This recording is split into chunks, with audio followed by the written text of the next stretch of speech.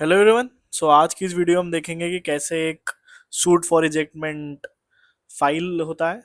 So in case अगर आपकी किसी प्रकार की कमर्शियल प्रॉपर्टी है या फिर कोई आपका घर है जो आपने किराए पे दे के रखा है, बट जो किराएदार आपका है वो उस प्रॉपर्टी को वेकेंट नहीं कर रहा है, तो किस प्रकार से आप कोर्ट को अप्रोच कर सकते हैं ये हम देखेंगे।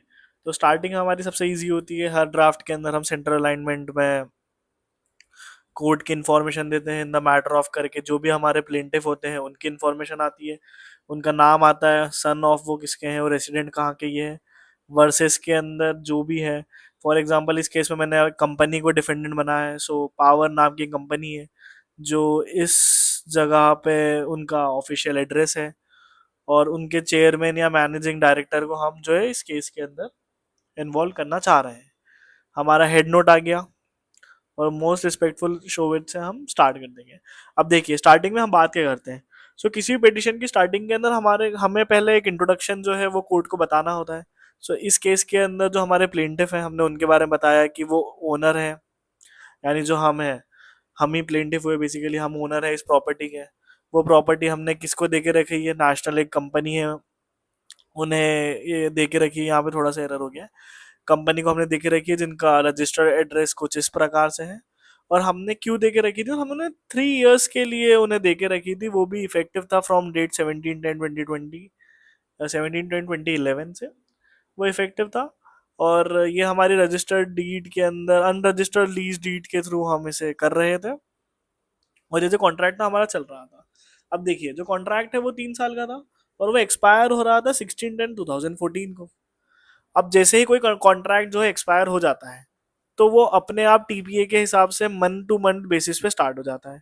16/10/2014 में अगर आपने नहीं बोला है कि आप मेरा घर खाली कर दीजिए, तो ये कॉन्ट्रैक्ट अपने आप 16/11/2014 तक एक्सटेंड हो जाता है एंड सो ऑन, ये चलता रहता है। बट हमने क्या बोला कि हम 15/11/2024 को उनके पास गए कि आप प्लीज हमारा घर वेकेट कर दीजिए। फिर हम 10/12 को भी गए, 5/1 को भी गए। हम लगातार 3 महीने गए कि हमारी जो प्रॉपर्टी है उसे खाली कर दीजिए, बट उन्होंने हमारी वाली बात नहीं सुनी। इस केस में सबसे फर्स्ट स्टेप जो हमारी आती है, जो हमें करना जरूरी होता है, वो होता है हमारे लीगल नोटिस ड्राफ्ट करते हैं हम।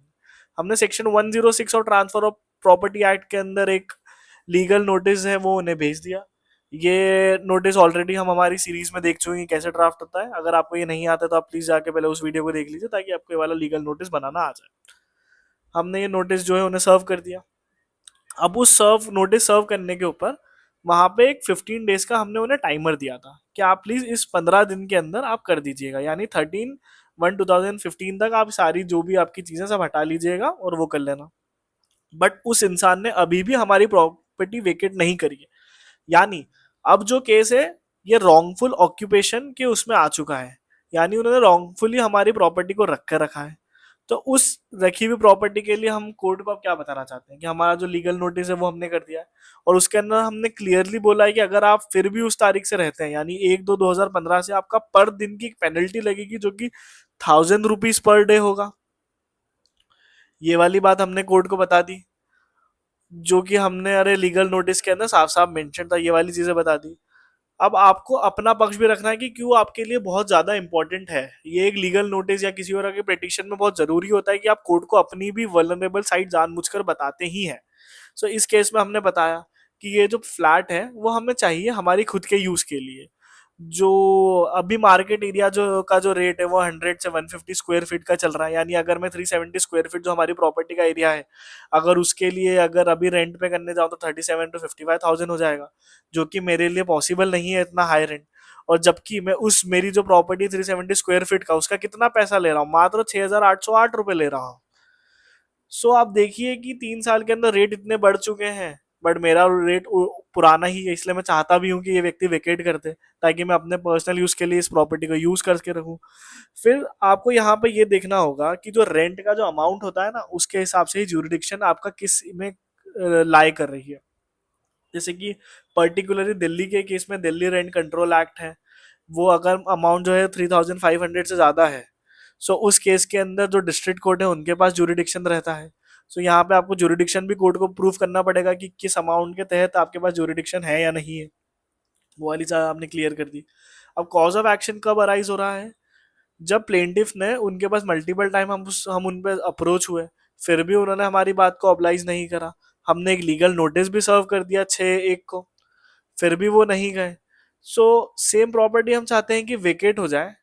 सो ये कॉज ऑफ एक्शन है। ये स्टोरी हर ड्राफ्ट की अपनी अपनी होगी, तो आपको अपने केस के हिसाब से बनानी पड़ेगी कि कॉज ऑफ एक्शन कैसे अराइज हो रहा है। अब आपको बस आपकी डेट्स लिखनी है कि कब कॉन्ट्रैक्ट टर्मिनेट हुआ, कब आप उनके पास मल्टीपल टाइम या 2 या 1 बार जितनी बार भी गए हैं रिक्वेस्ट करने के लिए, क्योंकि डायरेक्टली लीगल नोटिस कोई नहीं भेजता। आपने रिक्वेस्ट वाली डेट और उन सारे बारे में बताना है। फिर जब लीगल नोटिस आपने सर्व कर दिया वो वाली बात बतानी है। फिर उसके अंदर आपने उनको 15 डेज का टाइम दिया होगा जो कि लॉ के हिसाब से मैंडेटरी है। सो आपने वो टाइम भी दे दिया, वो भी एक्सपायर हो गया, फिर भी वो इंसान नहीं जो प्रॉपर्टी है उसे लीव कर रहा है। सो इसके बाद आप ये चाहते हैं कि जो ये प्रॉपरली हो जाए। आपने जुरिडिक्शन वाली बात बता दी, आपने कोर्ट फीस जो है आपके कोर्ट के जो भी फीस एक्ट है उसके हिसाब से अटैच कर दी है, ये आपने कोर्ट को बता दिया। अब एंड में आपकी प्रेयर कुछ इस प्रकार होगी। प्रेयर जो है वो आपकी, उसके अंदर आपने ये बोला कि आप एक डिक्री ऑफ इजेक्टमेंट डिफेंडेंट के अगेंस्ट करें और फेवर ऑफ प्लेंटिफ के करें, यानी उन्हें उनके घर जो है वो खाली करवा दें। दूसरी जो आपकी प्रेयर में रहेगा कि जो 1000 रुपीज का आपने पर डे पेनल्टी उनके ऊपर लगाई है, प्लीज कोर्ट वो हमें दिलवा दे। एंड एनी एंड और ये थर्ड पॉइंट जो है वो हमेशा रहता है कि any other relief deem fit and proper में also be given as per the court. और जो भी कॉस्ट इस केस के अंदर आई है वो आखिरी में आपका डे कहाँ पे आपने ये करा है उसका एरिया आ जाता है और डेट जो है वो आ जाती है। तो कुछ इस प्रकार से आपका जो नोट है वो बन जाएगा। आई होप आपको ये वीडियो पसंद आया। अगर वीडियो पसंद आया तो प्लीज़ वीडियो को लाइक करें, शेयर करें, चैनल को सब्सक्राइब करें। Thank you so much for watching.